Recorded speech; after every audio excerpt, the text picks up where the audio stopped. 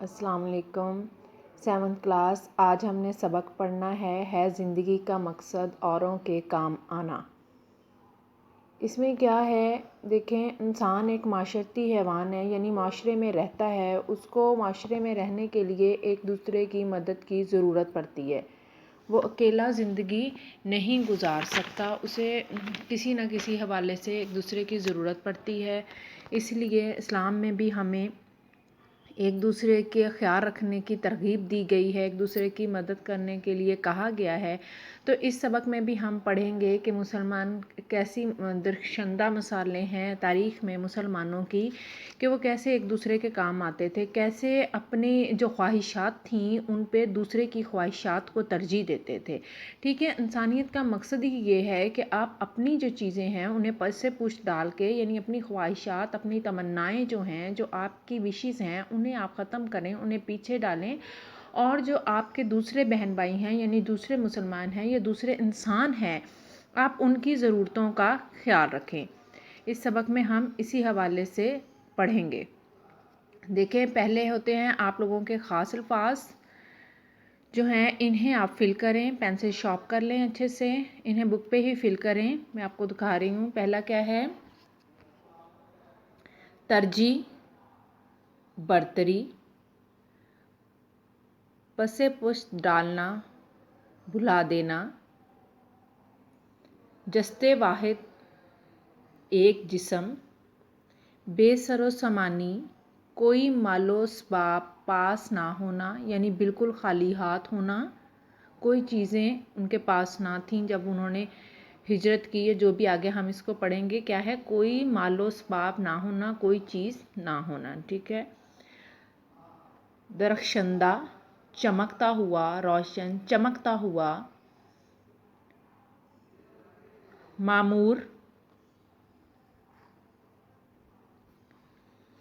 मुकर्रर किया गया। मामूर, मुकर्रर किया गया, मुकर्रर किया गया। यगानगत, इत्तेहाद। नागहानी आफत, अचानक टूट पड़ने वाली आफत। अचानक आ जाने वाली मुसीबत, आफत, जैसे कि ज़लज़ला, सैलाब वगैरह होते हैं, उसे कहते हैं। ज़री, सुनहरी।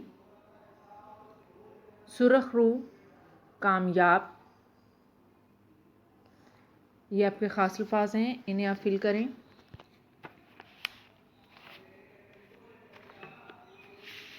आगे शुरू करते हैं।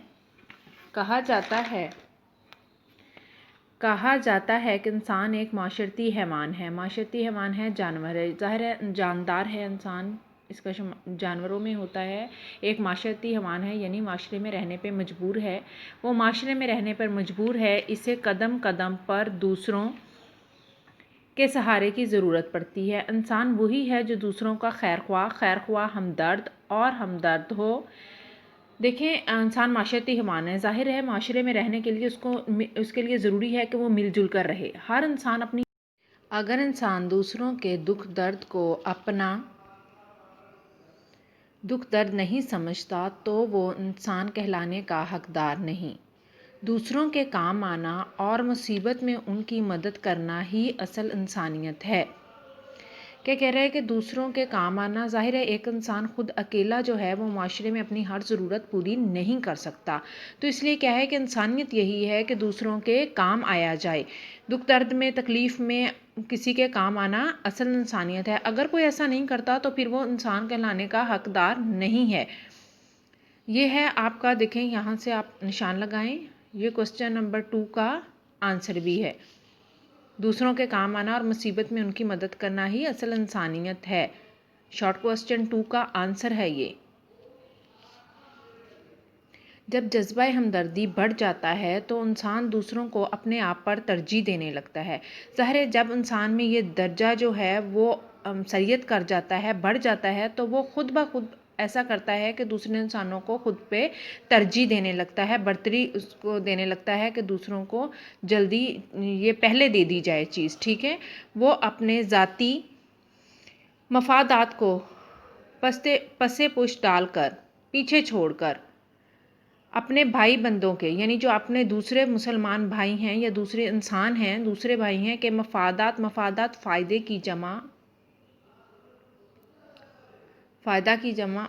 کی جمع فائدے کو اولویت دینے لگتا ہے، ضروری سمجھنے لگتا ہے، وہ اپنی خواہشات کو بھول کر بھائیوں کے کام آتا ہے، یعنی وہ اپنی خواہشات جو ہوتی ہیں، اپنی ضرورتیں جو ہوتی ہیں ان کو پیچھے ڈال دیتا ہے، پیچھے چھوڑ دیتا ہے اور اپنے دوسرے بھائیوں کی مدد کرنا زیادہ ضروری، اپنے دوسرے جو انسان ہیں آپ کے ساتھ اپنے بھائی ہیں ان کی ضروریات کا خیال رکھنا وہ زیادہ ضروری سمجھتا ہے کہ ان کے کام آیا جائے، وہ اپنی ضروریات کی قربانی دے کر دوسروں کی مدد کرتا ہے، اس جذبے کا نام اثار ہے۔ کس جذبے کا نام اثار ہے کہ اپنی ضرورتوں کی، اپنی خواہشات کی قربانی دے کے دوسروں کی خواہشات اور ان کی ضروریات کا خیال رکھنا۔ اسلام نے ہمیں اثار کی تعلیم دی ہے، ظاہر ہے ہمارا مذہب جو ہے وہ ہمیں اچھائی کی تربیت دیتا ہے، اچھائی کی تعلیم دیتا ہے، تو اسلام نے بھی ہمیں کس چیز کی تعلیم دی ہے؟ اثار کی، یعنی اپنی ضروریات، اپنی چیزوں کو پیچھے ڈال کے پہلے دوسروں کی مدد کی جائے۔ قرآن مجید میں صحابہ کرام رضوان اللہ تعالیٰ علیہم اجمعین کے جذبہ اثار کی تعریف ان لفظوں میں کی گئی ہے، ترجمہ: اور ان کو اپنی جانوں پر مقدم رکھتے ہیں، خواہ وہ خود بھی فاقے سے ہوں، مقدم رکھتے ہیں، عزیز رکھتے ہیں انہیں۔ کیا اس کا مطلب کیا ہوا کہ بے شک وہ بھوکے ہوں۔ دیکھیں ہمیں اسلام میں ایسی کئی مثالیں ملتی ہیں کہ صحابہ کے پاس کھانے کو صرف ایک کھجور تھی یا تھوڑی سی کوئی چیز تھی، لیکن کوئی ضرورت مند آ گیا اور انہوں نے اپنی بھوک پیاس کا خیال کیے بغیر وہ چیز انہیں دے دی، یعنی دوسرے بندے کو دے دی کہ یہ بھوکا ہے، اس کو پہلے کھا لینا چاہیے، بے شک وہ خود بھی فاقے سے ہوں، یعنی انہوں نے خود کچھ کھایا پیا نہ ہو، لیکن اس کے باوجود یہ دیکھیں کس درجے پہ اثار کا کون سا درجہ ہے، اعلیٰ ترین درجہ ہے کہ انسان خود بھوکا ہے۔ ایک تو ہوتا ہے نا کہ انسان نے اپنا کھایا پیا ہے، اس نے اپنی بیسک نیڈس جو ہیں، اپنی بنیادی ضرورتیں پوری کی ہوئی ہیں، پھر وہ کسی کی مدد کرتا ہے۔ ایک ہے کہ وہ خود بھوکا ہے، یعنی کہ خود اس کے پاس اس نے کچھ کھایا پیا نہیں ہے، خود فاقے سے ہے، اس کے باوجود وہ دوسروں کی مدد کرتا ہے، تو یہ اثار کا اعلیٰ ترین درجہ ہے، ٹھیک ہے۔ اللہ تعالیٰ کے رسول حضرت محمد صلی اللہ علیہ وآلہ وسلم نے فرمایا، مسلمان جسد واحد یعنی ایک جسم کی طرح ہیں، جسد واحد ایک جسم کی مانند ہیں، طرح ہے، اگر جسم کا ایک حصہ تکلیف میں مبتلا ہو تو پورا جسم بے آرامی میں مبتلا ہو جاتا ہے۔ صحیح بخاری، صحیح مسلم، یعنی یہاں سے یہ حدیث جو ہے وہ روایت کی گئی ہے کہ حضور صلی اللہ علیہ وسلم نے فرمایا کہ انسان جو ہے، مسلمان جو ہیں، ایک جسم کی طرح ہے، اگر جسم کے ایک حصے کو تکلیف ہوتی ہے تو پورا جسم اس سے متاثر ہوتا ہے۔ حجۃ الوداع کے موقع پر آپ صلی اللہ علیہ وآلہ وسلم نے ارشاد فرمایا، ہر مسلمان دوسرے مسلمان کا بھائی ہے۔ ایک حدیث پاک کے مطابق جو کسی مسلمان کی پریشانی دور کرتا ہے، اللہ تعالیٰ قیامت کے روز اس کی پریشانی دور کرے گا۔ صحیح مسلم سے یہ روایت ہے۔ دیکھیں کیا اگر ہم آج کسی کی پریشانی دور کرتے ہیں تو یقیناً اللہ تعالیٰ کا وعدہ ہے کہ وہ دنیا میں بھی اس چیز کا بدلہ دیتا ہے، لیکن آخرت میں بھی اس کا بہترین بدلہ ہمارے لیے موجود ہوگا، یعنی جو کسی دوسرے کی پریشانی دور کرتا ہے اللہ تعالیٰ بھی اس کی پریشانی کو دور کرے گا۔ تاریخ اسلام یعنی اسلام کی تاریخ کے اوراق صفحات، یعنی اسلام کی تاریخ پہ ہم نظر ڈالیں، اس کو دیکھیں، اوراق صفحات ہمدردی کی روشن مثالوں سے بھرے پڑے ہیں۔ کفار مکہ کے ظلم و ستم سے تنگ آ کر مسلمانوں نے مدینے کی طرف ہجرت کی۔ دیکھیں آپ نے سنا ہے، آپ جانتے ہیں کہ کفار مکہ نے مسلمانوں پر ظلم و ستم کی انتہا کر دی تھی، تو اللہ تعالیٰ کی طرف سے مسلمانوں کو ہجرت کا حکم ہوا تھا، تو جب انہوں نے مدینے کی طرف ہجرت کی، یعنی ایک جگہ کو چھوڑ کے دوسری طرف جانا ہجرت کرنا کہلاتا ہے، تو کیا کیا تھا انہوں نے؟ ظاہر وہ اپنی چیزیں، مال اسباب تو ساتھ نہیں لے کے گئے تھے۔ مسلمانوں نے اپنا گھر بار، مال و دولت چھوڑ چھاڑ کر بے سر و سامانی کے عالم میں مدینے کی سرزمین پر قدم رکھا، یعنی بالکل خالی ہاتھ، ان کے پاس کوئی مال نہیں تھا، بے سر و سامانی، خالی ہاتھ ہونا، کوئی مال و اسباب پاس نہ ہونا، ٹھیک ہے۔ انہوں نے خالی ہاتھ مدینے گئے۔ اہل مدینہ یعنی مدینہ کے لوگ، مدینے والے، مدینہ کے رہنے والے نے اپنے مہاجر بھائیوں جو ہجرت کر کے آئے تھے، یعنی مکہ سے جو مسلمان ہجرت کر کے آئے تھے، کے ساتھ جو حسن سلوک کیا، اچھا اور بہترین سلوک کیا، وہ قیامت تک یاد رکھا جائے گا۔ آپ صلی اللہ علیہ وآلہ وسلم نے ایک ایک مہاجر کو ایک ایک انصاری کا بھائی بنا دیا، یعنی انصاری وہ جو مدینہ کے رہنے والے تھے، مہاجر وہ جو مکہ سے آئے تھے۔ تو ہمارے پیارے نبی نے کیا کیا، ایک ایک مہاجر کو ایک ایک انصاری کا بھائی بنا دیا۔ انصار مدینہ یعنی جو مدینہ کے رہنے والے وہ لوگ تھے، انصار مدینہ نے اس نئے رشتے کو خون کے رشتے سے بھی بڑھ کر نبھایا، ٹھیک ہے۔ اپنے خون کے تو رشتے ہوتے ہیں نا کہ اپنے بہن بھائی ہیں، آپ کے اپنے رشتہ دار ہیں، ان سے بڑھ کے انہوں نے اس رشتے کو نبھایا۔ انہوں نے اپنے گھروں میں اپنے بھائیوں کو بسایا، یعنی اپنے گھروں میں اپنے بھائیوں کو جگہ دی۔ باغات وغیرہ یعنی جس کے پاس کوئی باغات تھے اس نے کیا کیا، میں انہیں شریک اور ساجھے دار بنایا، یعنی انہیں حصے دار بنا لیا۔ کچھ لوگوں نے گھروں میں، کچھ لوگوں کے جو اپنے پاس تھے، کوئی باغات تھے، جو کچھ بھی تھا انہوں نے انہیں اس میں حصے دار بنایا۔ خود تنگی کاٹی، خود بے شک تنگ ہوئے، مگر اپنے مہاجر بھائیوں کی کشادگی مہیا کی، آسانی، یعنی اپنے مہاجر بھائیوں کو ہر طرح کی آسانی مہیا کی۔ دنیا کی تاریخ اس طرح کے آثار کی مثال پیش کرنے سے قاصر ہے، عاجز ہے، یعنی دنیا میں کہیں اور اس طرح کی مثال نہیں ملتی جیسی کس چیز کی مثال تھی، مدینہ کے لوگوں کی مثال تھی، جو انہوں نے انصار مدینہ کی مثال تھی، جنہوں نے اپنے مہاجر بھائیوں کو اپنی ہر چیز میں حصے دار بنایا۔ اسی طرح آثار کی ایک اور درخشندہ مثال دیکھیں، شاندار، روشن، چمکتی ہوئی یرموک کے میدان میں لڑائی جاری تھی۔ یہ ایک جگہ کا ہے، وہاں پہ جنگ ہوئی تھی، جسے جنگ یرموک کے نام سے بھی یاد کیا جاتا ہے۔ ایک شخص زخمیوں کو پانی پلانے کی خدمت پر مامور تھا، یعنی ایک شخص جو تھا اس کا کام تھا کہ وہ میدان میں لوگوں کو پانی پلائے، اس کام پہ وہ مقرر تھا، مامور تھا، مقرر تھا۔ ایک طرف سے اس کے کان میں آواز آتی ہے پانی، وہ آواز کی سمت بڑھتا ہے، مشکیزے سے پانی کا پیالہ بھرتا ہے۔ پانی بھرنے کے لیے چمڑے کا ایک چھوٹا سا تھیلا ہوتا ہے، پہلے لوگ اس میں پانی وغیرہ بھر کے لاتے تھے، مشکیزہ اسے کہتے ہیں، چمڑے کا ایک تھیلا نما سا بنا ہوتا ہے، اور اپنے زخمی بھائیوں کو پیش کرتا۔ وہ پانی کا پیالہ پکڑنے کے بالکل قریب ہے کہ ایک اور زخمی کی آواز آتی ہے پانی۔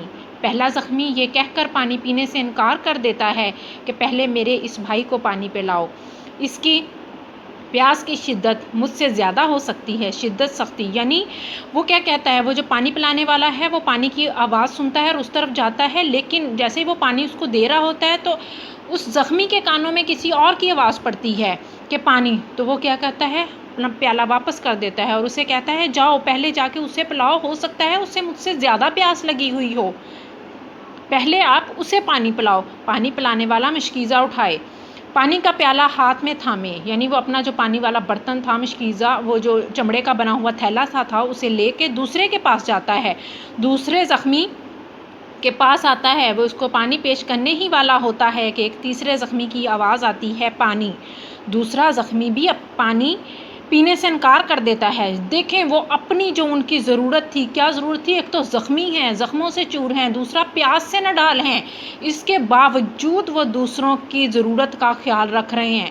وہ کہتے ہیں انکار کر دیتا ہے پانی پینے سے، وہ پانی پلانے والے سے عرض کرتا ہے، اس سے گزارش کرتا ہے کہ پہلے اس زخمی کو پانی پیش کیا جائے۔ پانی پلانے والا تیزی سے تیسرے زخمی کا رخ کرتا ہے، وہ یہ بات سن کے جلدی سے تیسرے کی طرف جاتا ہے، مگر اس کے پہنچنے سے پہلے وہ شہادت پا چکا ہوتا ہے، یعنی وہ زخموں سے نڈھال تھا، پیاس سے نڈھال تھا، ظاہر ہے وہ شہید ہو جاتا ہے، یعنی وہ فوت ہو جاتا ہے، شہادت پا جاتا ہے۔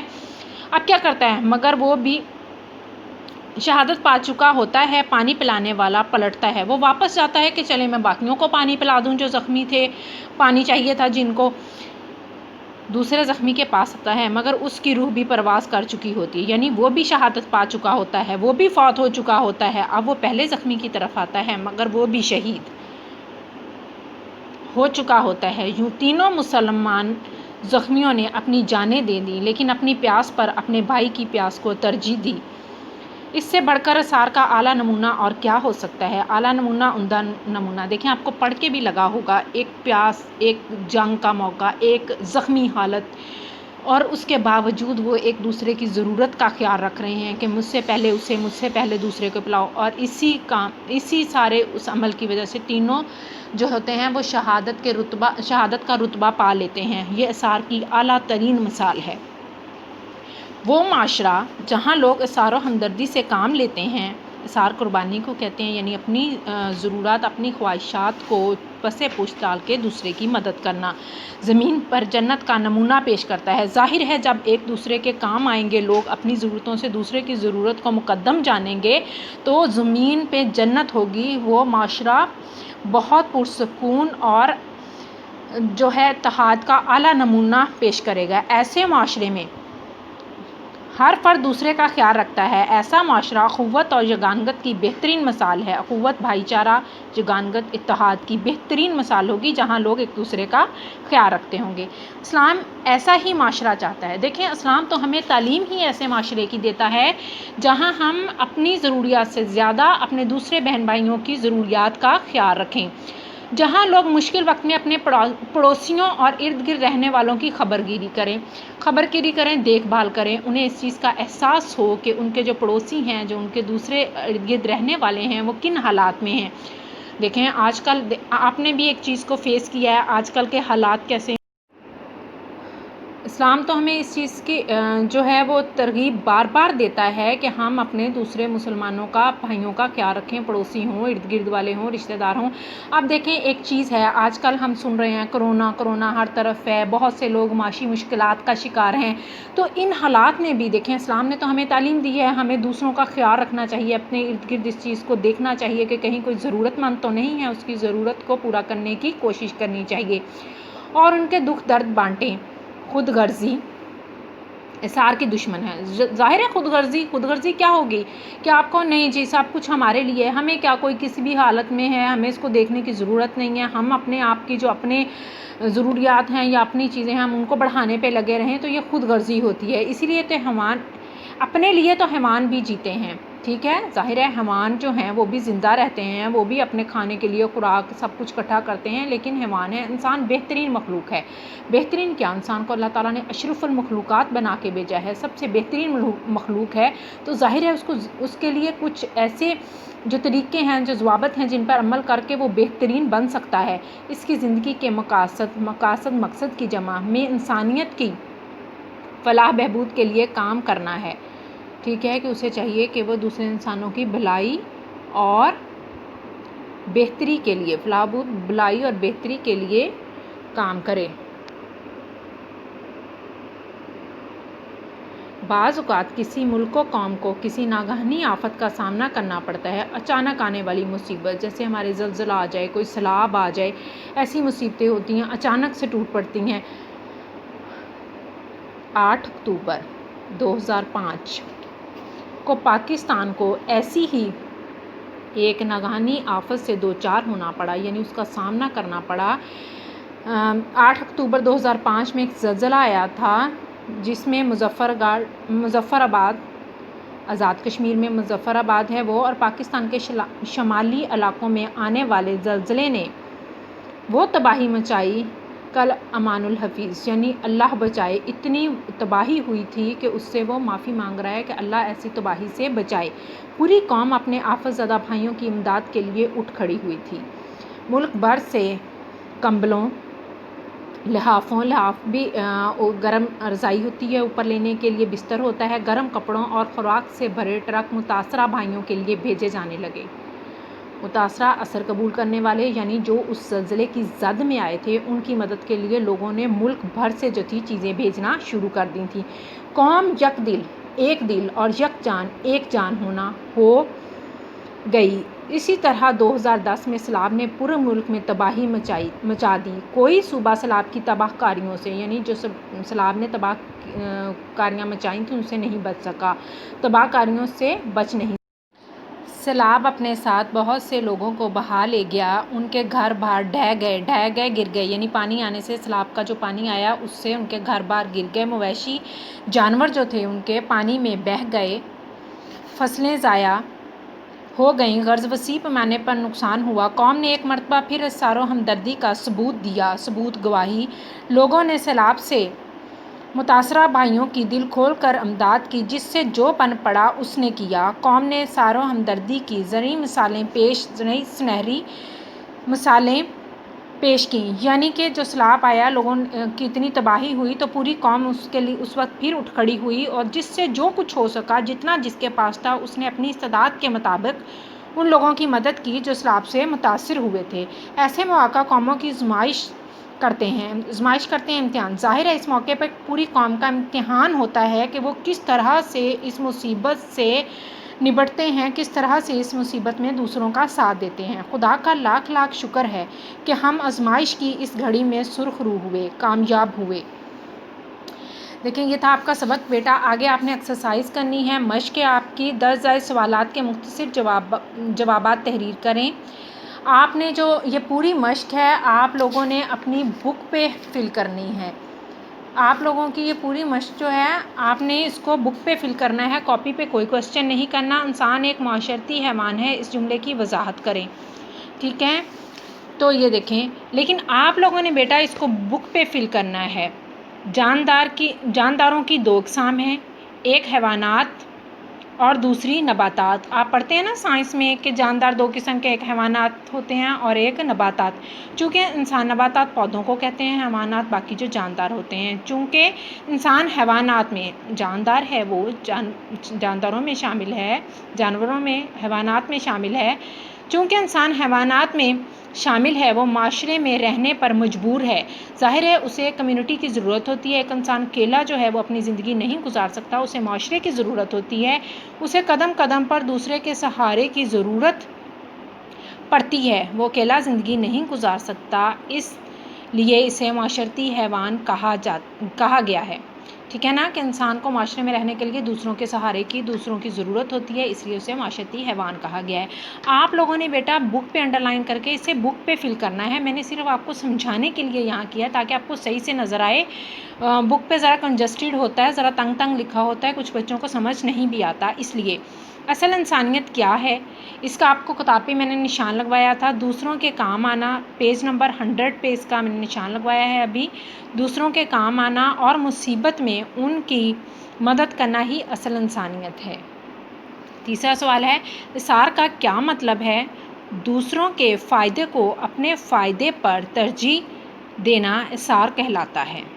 اثار کے جذبے کے کیا تقاضے ہیں؟ اگلا سوال ہے، اس کا جواب ہے اپنی خواہشات بھول کر اپنے بھائیوں کے کام آنا اور اپنی ضروریات کی قربانی دے کر دوسروں کی مدد کرنا اثار کے جذبے کے تقاضے ہیں۔ آپ نے سبق میں سارا کچھ ڈیٹیل سے پڑھا ہے، ٹھیک ہے نا، کہ اپنی خواہشات کو بھول کے اپنی ضروریات کو پس پشت ڈال کے دوسروں کی ضروریات کا خیال رکھنا اور دوسروں کی مدد کرنا ہے اثار کہلاتا ہے۔ آگے کوسچن ہے، مسلمان جسد واحد ایک جسم کی طرح ہیں، اس کا کیا مطلب ہے؟ اس کا مطلب ہے، جواب ہے، اس کا مطلب ہے کہ مسلمان ایک جسم کی مانند ہیں، جس طرح جسم کے مختلف اعضاء مل کر ایک جسم بناتے ہیں، جیسے ٹانگیں، بازو، ہاتھ، منہ، سارا کچھ ہوتا ہے، مل کے ایک جسم بناتے ہیں، اسی طرح تمام مسلمان متحد ہو کر یعنی اکٹھے ہو کر ملت اسلامیہ بناتے ہیں۔ تمام مسلمان اکٹھے ہوتے ہیں تو مسلمان امت بنتی ہے، ملت اسلامیہ بنتی ہے۔ ناگہانی آفات سے کیا مراد ہے؟ ایسی مصیبتیں میں دیکھیں آپ سرے سواد کا، یہ کا، بے کا، تے کا، یہ کا، پھر نون گنا کا، ٹھیک ہے، جو اچانک آ جاتی ہیں ناگہانی آفات کہلاتی ہیں، مثلاً سیلاب اور زلزلہ وغیرہ۔ آخری سوال ہے، انصار مدینہ یعنی جو مدینہ کے رہنے والے لوگ تھے نے اثار کا کیا ثبوت دیا؟ ہم نے بیٹا سبق میں پڑھا ہے، انصار مدینہ نے اپنے گھر میں مہاجر جو مکہ سے آئے تھے، ہجرت کر کے آئے تھے، بھائیوں کو آباد کیا، باغات، کاروبار اور زمینیں سب آدھا آدھا کر کے ان میں انہیں ساجھے دار بنایا، یعنی کہ انہوں نے اپنے گھر بار، کاروبار، ہر زمینوں میں سے، ہر چیز میں سے انہیں حصہ دیا اور انہیں اپنا حصے دار یعنی ساجھے دار بنایا، ٹھیک ہے۔ آگے دیکھیں بیٹا، درست جواب پر ٹک کا نشان لگائیے۔ انسان ایک حیوان ہے، دیکھیں آگے آپشنز ہیں، 4 آپشنز ہیں، کیا ہے ہم نے پڑھا ہے بک میں، سبق میں پڑھا ہے، معاشرتی حیوان ہے۔ مسلمانوں کی مثال ایسے ہے جیسے جسد واحد۔ اصل انسانیت ہے خدمت کرنا آپشنس میں سے جو آپ کو نزدیک ترین آپشن لگتی ہے خدمت کرنا. ٹھیک ہے. زخمیوں کو پانی پلانے والا واقعہ رونما ہوا کب، یعنی کہ واقعہ ہوا یہ پیش آیا جنگ یرموک میں. پاکستان کو شدید زلزلے نے ہلا کر رکھ دیا. کب ہلا کر رکھ دیا تھا؟ 8 اکتوبر 2005 کو. آگے دیکھیں جملوں میں استعمال کریں.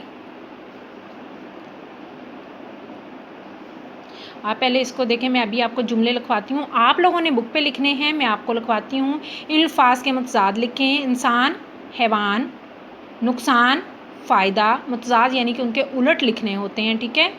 خود غرضی، احصار، قربانی یعنی دینا کسی کے لیے اپنی خواہشات کو پیچھے چھوڑ کے. تنگی، آسانی. انکار، اقرار. آگے واحد کی جمع اور جمع کے واحد الفاظ لکھیں. مفادات، مفاد واحد ہے، مفادات جمع ہے. صحابہ، صحابی، صحابی واحد ہے. تکلیف واحد ہے، تکالیف جمع. جسم واحد ہے، اجسام. اوراق جمع ہے، ورق واحد. مہاجر، مہاجرین. آفت، آفات. مواقع، موقع. ٹھیک ہے. آگے کیا ہے؟ عراب کی مدد سے تلفظ واضح کریں. عراب کی مدد سے تلفظ واضح کریں. یہ دیکھ لیں آپ، عراب دیکھ لیں. اخوت، یگانگت، اصل، جسد، مہاجر، سمت. جملوں میں استعمال کریں. آگے آپ کی بک میں جملے تھے. خبر گیری کرنا. ہمیں اپنے پڑوسیوں کی خبر گیری کرنی چاہیے، یعنی دیکھ بھال کرنا. ہمیں اپنے پڑوسیوں کا خیال رکھنا چاہیے، ان کی دیکھ بھال کرنی چاہیے. ناگہانی آفت. 1935 کا زلزلہ کوئٹہ شہر کے لیے ناگہانی آفت تھی. آپ کچھ بھی لکھ سکتے ہیں. ابھی ہم نے بک میں 2 جملے پڑھے ہیں کہ سیلاب ایک ناگہانی آفت کی صورت میں آیا تو اس نے کیا کچھ تباہ کر دیا، زلزلے نے تباہ کر دیا. ٹھیک ہے. ناگہانی آفت، اچانک آنے والی آفت. ٹھیک. احسار، ہمیں ایک دوسرے کے لیے ہمدردی اور احسار کا جذبہ رکھنا چاہیے، یعنی ہمیں ایک دوسرے کے لیے قربانی کا، ایک دوسرے کی ضرورتوں کا خیال رکھنا چاہیے، ہمدردی اور احسار کا جذبہ رکھنا چاہیے. بے سر و سامانی، مہاجرین یعنی جو مدینہ سے لوگ ہجرت کر کے آئے تھے. بے سر و سامانی بالکل خالی ہاتھ، کچھ نہ ہونا، مال و ثواب پاس نہ ہونا کے عالم میں کی حالت میں مدینہ پہنچے. یعنی مہاجرین بے سر و سامانی کی حالت میں بالکل خالی ہاتھ جو تھے وہ مدینہ پہنچے. حسن سلوک، ہمیں دوسروں کے ساتھ حسن سلوک سے پیش آنے کا حکم دیا گیا ہے. ہم مسلمان ہیں، ویسے تو ہر مذہب ہی حسن سلوک کا حکم دیتا ہے، لیکن ہم مسلمان ہیں، ہمارا دین اتنا خوبصورت ہے کہ اس نے ہمیں دوسروں کے ساتھ کیا، انسانوں کے ساتھ کیا، جانوروں تک کے ساتھ حسن سلوک کا حکم دیا ہے. ٹھیک ہے. ساجھے دار، حصے دار. انصار نے مہاجرین کو زمینوں اور کاروبار میں ساجھے دار بنایا. یعنی انصار جو تھے، جو مدینہ کے رہنے والے تھے، انہوں نے مہاجر جو مکہ سے لوگ ہجرت کر کے آئے تھے انہیں اپنی زمینوں، باغات، گھر بار، کاروبار میں حصے دار بنایا. درخشندہ، روشن، چمکتا ہوا. 1965 کی جنگ میں مسلمانوں کی قربانی کی درخشندہ مثالیں ملتی ہیں. یعنی 1965 میں مسلمانوں نے جو قربانیاں دی اس کی روشن مثالیں ملتی ہیں. فلاح و بہبود. فلاح و بہبود، ہمارے حکمرانوں کو چاہیے کہ عوام کی فلاح و بہبود کے لیے کام کرے. حکمرانوں کو چاہیے کہ وہ اپنی عوام کے فلاح و بہبود کے لیے کام کریں، اپنے فرائض ہیں سر انجام دیں. بیٹا یہ آپ کی ایکسرسائز ہو گئی. یہ ساری آپ نے بک پہ فل کرنی ہے. یہاں میرے لکھنے کا صرف مقصد یہ ہوتا ہے کہ بک پہ بہت کنجسٹڈ ہوتا ہے اور آپ کو صحیح سے سمجھ آئے، اس لیے آپ نے یہ ساری ایکسرسائز اپنی بک پہ فل کرنی ہے. یہ ہے بیٹا آج کا آپ کا ریٹن ورک. پہلے آپ اپنی کاپی ریڈی کریں، مارجن ڈرا کریں اور دیکھیں ڈیٹ لکھیں ہفتہ 4 جولائی 2020 جیسے آپ کلاس میں لکھتے ہیں. اس کے بعد لکھیں اپنا کلاس ورک. کلاس ورک لکھ کے نیچے آپ 2 لائنس لگائیں گے. کلاس ورک لکھ کے نیچے 2 لائنس. کہانی لکھ کے بھی نیچے 2 لائنس. پھر مارکر سے لکھیں گے آپ اور اس کے بعد اس کا لکھیں عنوان سچ میں برکت، یعنی کہانی کا نام ہے سچ میں برکت. اس کے نیچے بھی 2 لائنس لگائیں. کہانی ایک بہت انٹرسٹنگ حصہ ہوتا ہے ہمارے سلیبس کا، کہانی سننا سبھی کو بہت پسند ہے، ٹھیک ہے. اور یہ 5 نمبر کی ہوگی، 4 نمبر اس کے ہائیسٹ ہوں گے. اگر آپ کی کوئی غلطی نہیں ہوگی، صاف ستھرا نیٹ رائٹنگ میں اچھا لکھا ہوا ہوگا تو 4 نمبر اس کے ہائیسٹ ہوتے ہیں. 5 نمبر کی یہ آپ کے سلیبس میں شامل ہے. دیکھیں آپ کہانی کرتے ہیں. ایک دفعہ کا ذکر ہے، ایک قافلہ بغداد شہر کا نام ہے، جا رہا تھا. بغداد اس زمانے میں علم و ادب کا مرکز تھا، یعنی کہ بغداد میں اس زمانے میں علم و ادب جو ہے وہ دیا جاتا تھا. وہاں بہت سے بڑے بڑے عالم دین ہوں گے، عالم ادب جو ہوں گے، وہ تعلیم دینے والے لوگ تھے، وہ بغداد میں موجود تھے. بغداد کو علم و ادب کا گڑھ کہا جاتا تھا، وہاں ہر علم و ادب کے لیے مشہور تھا. عبد القادر جیلانی نے بھی اپنی امی سے حصول علم یعنی علم حاصل کرنے کے لیے، حصول علم آپ کٹھا لکھیں گے، مرکب الفاظ بن گئے، زیر ہے نیچے، حصول علم کے لیے قافلے کے ساتھ بغداد جانے کی اجازت مانگی. ماں نے جانے کی اجازت دے دی، ٹھیک ہے. ایک عبد القادر جیلانی تھے، انہوں نے بھی علم حاصل کرنے کے لیے اپنی ماں سے اجازت مانگی کہ وہ بغداد جانا چاہتے ہیں، اور ان کی ماں نے انہیں جانے کی اجازت دے دی. یہ قافلہ ایک جنگل سے گزر رہا تھا کہ ڈاکوؤں نے اس پر حملہ کر دیا. ڈاکو ہر ایک کے پاس جاتے، جو کچھ اس کے پاس ہوتا اس سے چھین لیتے. ظاہر ہے ڈاکوؤں نے قافلے پہ حملہ کر دیا اور وہ ہر ایک کے پاس جا کے اس سے جو بھی مال و دولت یا جو بھی چیز اس کے پاس ہوتی تھی چھین لیتے. ایک ڈاکو شیخ عبد القادر جیلانی کے پاس بھی آیا اور ان سے پوچھا کہ لڑکے تمہارے پاس بھی کچھ ہے. انہوں نے آ کے سوال کیا، اسے نظر نہیں آیا کچھ ڈاکو کو، لیکن انہوں نے پوچھ لیا کہ کیا آپ کے پاس بھی کچھ ہے. عبد القادر نے جواب دیا، ہاں میرے پاس 40 دینار ہیں. دینار جیسے آج ہم روپیہ کہتے ہیں یا کسی ملک میں درہم چلتا ہے، کہیں ڈالر ہے، کہیں یورو، تو اس وقت یہ دینار جو تھا اس علاقے کی کرنسی یعنی کہ ان پیسوں کا نام ہے. 40 دینار ہیں. ڈاکو نے تلاشی لی لیکن اسے کچھ نہ ملا. ڈاکوؤں نے اس کو دیکھا کہ کہہ رہا ہے میرے پاس 40 دینار ہیں، ایک اچھی رقم ہے، لیکن انہوں نے دیکھا تو اس کے پاس کچھ نہ ملا. وہ یہ سمجھ کر آگے نکل گیا کہ لڑکا مذاق کر رہا ہے. تھوڑی دیر بعد ایک اور ڈاکو آیا اور آپ نے اس کو بھی یہی جواب دیا، یعنی اس نے بھی عبد القادر جیلانی سے پوچھا کہ آپ کے پاس کیا ہے، تو اس نے بتایا، انہوں نے پھر یہی جواب دیا کہ میرے پاس 40 دینار ہیں. جب تلاشی کرنے پر اسے کچھ نہ ملا تو وہ آپ کو پکڑ کر اپنے سردار کے پاس لے گیا، یعنی جو ڈاکوؤں کا بڑا ہیڈ تھا، سردار تھا، اس کے پاس لے گیا کہ یہ لڑکا تو کہتا ہے میرے پاس پیسے ہیں لیکن اس کے پاس کچھ بھی نہیں ہے. اور کہنے لگا، جناب دیکھیے یہ لڑکا جھوٹ بولتا ہے، کہتا ہے میرے پاس 40 دینار ہیں حالانکہ اس کے پاس کچھ بھی نہیں. شیخ عبد القادر فوراً بول اٹھے، میں جھوٹ نہیں بولتا، یہ دیکھیے یہ 40 دینار میری قمیص کی تہ میں سلے ہوئے ہیں. وہ بتاتے ہیں کہ میں جھوٹ نہیں بول رہا ہوں، یہ دیکھیں میرے پاس 40 دینار ہیں اور میری قمیص کی تہ میں سلے ہوئے ہیں. جب قمیص کی تہ کو کھولا گیا تو اس میں سے پورے 40 دینار نکل آئے. اب تو ڈاکوؤں کا سردار اور بھی حیران ہوا اور پوچھنے لگا. کیوں حیران ہوا؟ اس لیے حیران ہوا کہ بچے نے سچ بولا ہے. دیکھیں آگے وہ بتا رہا ہے، بیٹے تو نے سچ بول کر اپنے 40 دینار کیوں ضائع کر دیے؟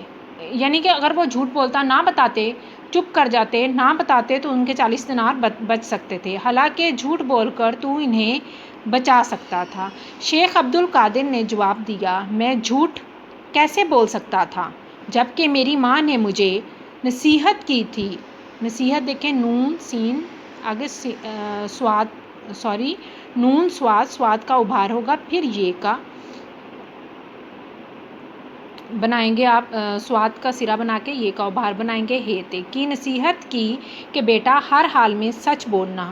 یہ سن کر ڈاکوؤں کا سردار بہت شرمندہ ہوا. وہ سوچنے لگا یہ لڑکا اپنی ماں کا کتنا فرمان بردار ہے، یعنی اپنی ماں کا کتنا کہنا مانتا ہے، اور میں اپنے اللہ کا کتنا نافرمان ہوں، یعنی میں اپنے اللہ کا بالکل بھی کہنا نہیں مانتا، ڈاکے ڈالتا ہوں اور لوگوں کو ستاتا ہوں، حتیٰ کہ اللہ تعالیٰ نے چوری کرنے سے منع کیا ہے، لوگوں کو ستانے سے منع کیا ہے۔ بس اس خیال کا آنا تھا کہ ڈاکوؤں کے سردار نے پورے خلوص کے ساتھ ڈاکہ ڈالنے سے توبہ کر لی، یعنی انہوں نے معافی مانگ لی کہ اب میں کبھی ڈاکہ نہیں ڈالوں گا اور کبھی کسی کو نہیں ستاؤں گا۔ لوٹا ہوا مال و اسباب، یعنی جو کچھ انہوں نے مال، پیسہ، چیزیں، زیور، جو کچھ بھی لوٹا تھا، قافلے کو واپس کر دیا اور آئندہ نیک اور پاکیزہ زندگی گزارنے کا عہد کر لیا، یعنی اس نے سوچ لیا کہ آئندہ میں کبھی چوری نہیں کروں گا، نیک اور اچھی صاف ستھری زندگی گزاروں گا۔ نتیجہ نون تے یہ کا ابھار، پھر یہ نتیجہ سچ میں برکت ہے، یعنی ہمیشہ سچ بولنا چاہیے۔ سچ بولنے سے انسان کو کبھی جو ہے وہ جھکنا نہیں پڑتا یا اسے نقصان نہیں ہوتا، ہمیشہ سچ بولنا چاہیے۔